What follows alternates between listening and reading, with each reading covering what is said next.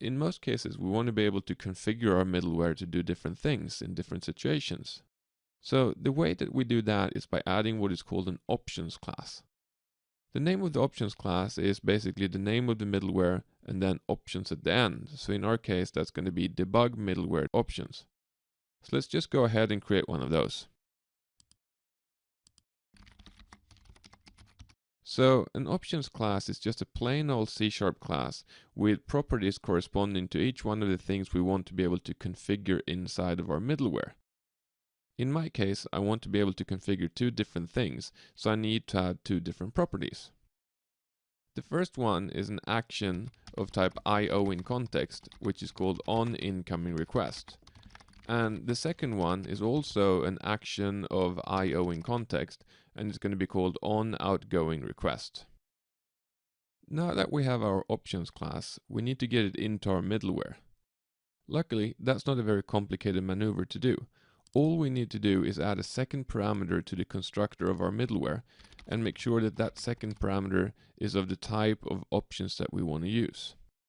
So in this case, I'm going to add a debug middleware options parameter called options to my debug middleware, and I'm just going to store it as a global reference for now. However, since the options class is passed in from the outside, we don't really know if the onIncomingRequest and onOutgoingRequest has actually been set.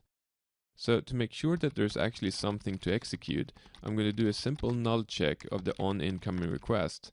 And if it is null, I'm just going to set it to a very simple delegate that does exactly what we've been doing so far.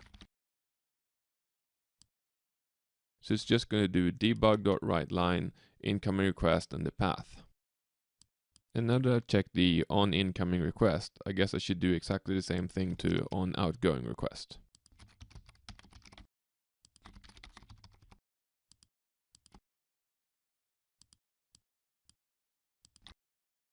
So the last thing we need to do is replace those debug.writeLine calls in the invoke method to instead use options.onIncomingRequest and options.onOutgoingRequest, like that.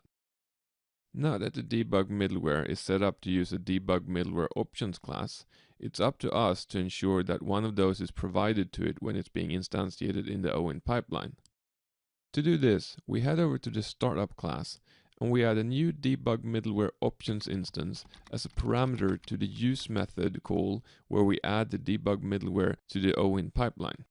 This ensures that this debug middleware options instance is passed to the constructor of the debug middleware when it's being created to be added to the OWIN pipeline. So now we have a debug middleware that takes a debug middleware options class with its configuration. Let's just press F5 to see what happens. Okay, so we get Hello World back as expected. However, once again, we do need to switch back to Visual Studio to verify that the debug middleware is actually in the pipeline and running as it should. And down here at the debug console, we're seeing the debug write lines as expected, so it is up and running as it should. But there's no real reason for us to introduce a debug middleware options class unless we're actually going to make some changes to what the debug middleware is doing. So let's try and reconfigure the options class to do something different than it's already doing.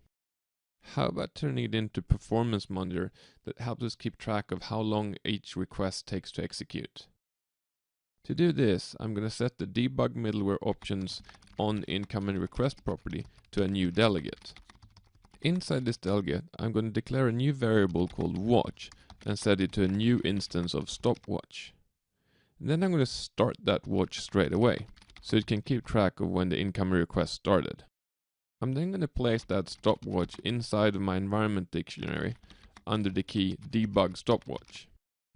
So I now have a stopwatch inside my environment dictionary that will keep running throughout the request.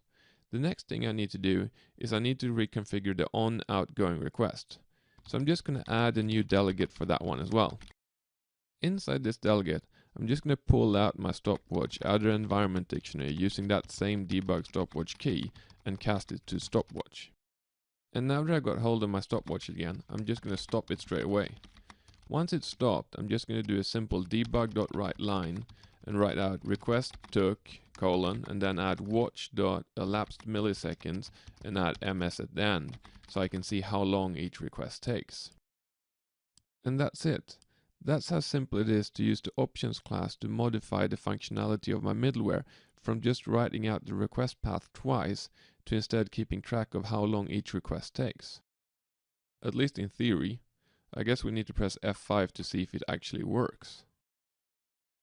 So we get hello world back as expected, and if we switch over to Visual Studio and we look at the debug output, we do see that it took 8 milliseconds to process this request.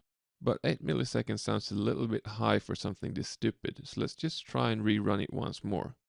And now it says it took 1 millisecond to process this request. That's kind of interesting. Wonder if that keeps going. I'm just going to refresh it once more. And okay, so this time it took 0 milliseconds. Pretty sure I can't get it any faster than that. So I'm just going to kill the debugging session because everything seems to be working. So we now have a middleware class that seems to be working, and a middleware options class that we can use to reconfigure that middleware.